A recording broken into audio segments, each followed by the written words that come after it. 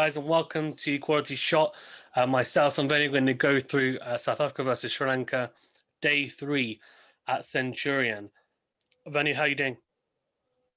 Yeah, doing really well. Could have been a better day for Sri Lanka, but I'm sure we'll talk about that in a second. Yeah, it could have been. I think after a very strong day in day 1 from Sri Lanka, and I think the second day we can probably say was South Africa's, the test match was in the balance, I think, going into day 3. Faf du Plessis on 55 not out and Bavuma on 41 not out. South Africa were 317 for 4, and I think Sri Lanka would have been looking to displace 1, if not 2 of those players to then kind of motor on and make sure that they either didn't get a lead, or if it was a lead, it was a lead of maybe about 50. But unfortunately, that wasn't to be. And yeah, I mean, South Africa, du Plessis 199 of 276. How well did he play? I mean, obviously, the way he got out was a bit, I think we said in one of the other videos, needless maybe, but the knock is just exemplary. What do you think, Vinny? Yeah, excellent knock from probably South Africa's most experienced batsman and probably the most important player in terms of in the batting lineup. Yeah, fantastic knock. And going a decent strike rate of 72.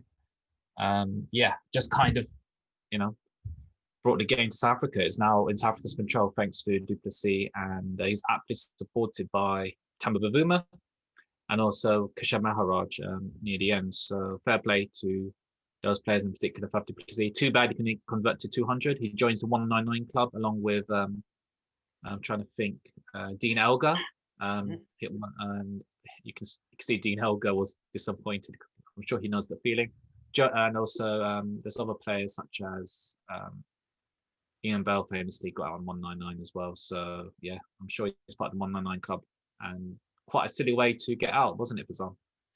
Yeah, a bit needless. I mean, I think sometimes though, when you're on a score like 199, you know that you've got your eye in. Sometimes you just take risks that you wouldn't normally, and most of the time it pays off. So that's probably why he's done that. Not to say that it's the right shot to play, but I just think it's one of those things. But in terms of what he did for South Africa and his team, that was a fantastic knock. 100%. Forget about personal milestones. I think cricket sometimes focus on personal milestones when it's really a team sport.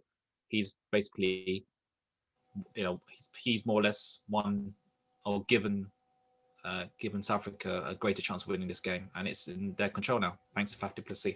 100%. So it was Faf du Plessis and Bavuma put on 179 for that 5th wicket partnership, which is their record as well for South Africa in Test matches for 5th wicket. And also have to say that was Faf du Plessis' highest score. Okay. So yeah, now that's got a double 100 then. Yeah, and also Maharaj's highest score as well. So, yeah, I was going to say, so obviously Bavuma played really well for 71, but Maharaj 73. I was very surprised about that because I wasn't really expecting him to get anything more than maybe 20 odd at least.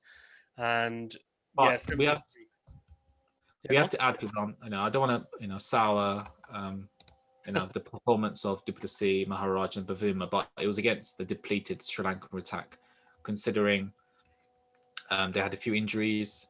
Especially, from the first, there were at times, I think even Hasaranga was slightly injured for a bit as well. And also, it's not ideal having a depleted pace attack, especially. But, South Africa did, just punish what was in front of them. So fair play to them. Yeah, I mean, Rajitha injured, Jalanjaya de Silva, as we said before in the previous videos. It's not ideal when you have your captain, Kanaratne, having to bowl, and Kusal Mendes, who obviously are not bowlers. And Kamara also had to be forced off the field as well. So, yeah, not ideal for Sri Lanka at all. And I think ICC have to talk about substitutions in injury substitutions going forward, because it's not good enough. Just for the neutral, as having free, especially during COVID as well. And also Sri Lanka haven't had much practice as well. I think that it's something that needs to be talked about. Yeah, I think maybe the lack of cricket since March might also be playing a factor here, because obviously to go straight into a test match when the last kind of competitive cricket you've played internationally is in March is really tough and straining on the body. Sorry? they have been playing the LPL, most of Yeah, these players, yeah, but that's but it's not 2020 the same. cricket. It's, four, five, is it 5 over spells they'll have to bowl. So Or over yeah, spells. Yeah. yeah, 4 over spells. So it's a different ball game. So Yeah. yeah, Yeah, and also, I mean, at the end of the day, I just think T20 cricket obviously is it's a lot different, and this is a different type of strain on your body having to do this day in day out for a number of overs. So I think for sure I'm not surprised someone's got injured. It's not ideal that multiple people have got injured for Sri Lanka, I think. And yeah, it's a shame they didn't have any tour games beforehand, really. yeah, definitely.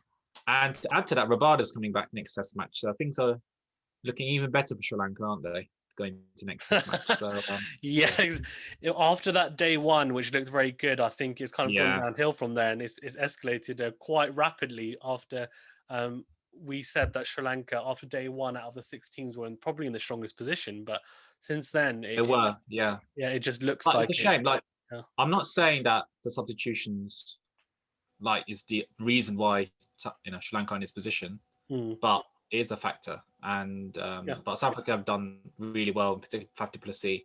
He just batted really well today, and it's a fair play to him and South Africa. Yeah, and to be fair play to Maharaj, who batted well, I thought, considering that I didn't think he was going to get anything. And also to Hasaranga, who bowled 45 overs. That's a real shift that he put in there. He did go for 171 runs, but I mean, when you bowl 45 overs and someone scores 621, that's probably why. But 4 wickets for him. Yeah. Sorry? 4 wickets, right? Yeah. That's his debut, isn't it? Hasaranga? Yeah, it's his debut.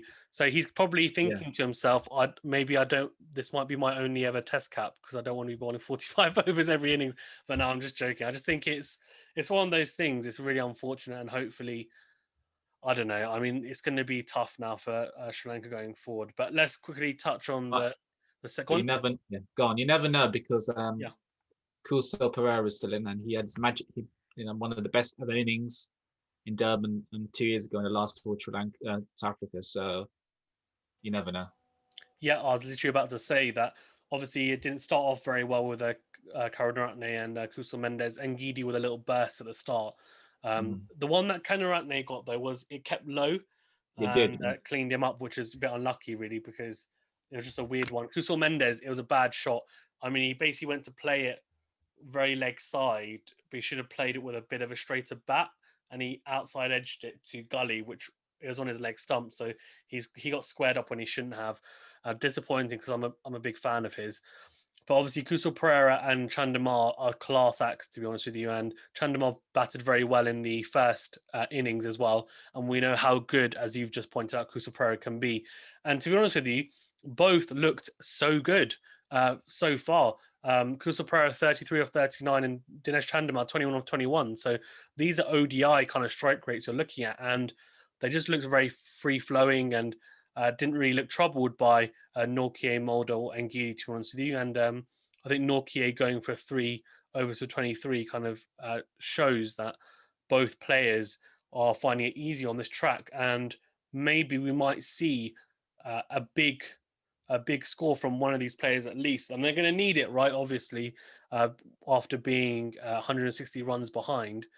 But they'll do it. I think they'll get to a decent score here, and then they'll hope that they can maybe do something in day 5. But what do you think? Can they bat the day Sri Lanka and get to 300 plus, Venu? My heart says yes, but my mind's telling me no, it's not going to happen. I think they'll be happy to get a lead. It'd be good if they get a lead of some sort. I'll be really happy for Sri Lanka to get the test match into day 5, but we're probably going to see a result tomorrow. Let's hope they don't get beaten by an innings, because I think West Indies are still reeling from that after losing 2 test matches by an innings to New Zealand. Yeah, it's not great to see, is it, from a neutral point of view? So let's see. No, hopefully Kusal Pereira and chandimal can put together a big partnership. I think they're already on, I think 33 is that partnership. So hopefully they can just keep pushing forward. 43.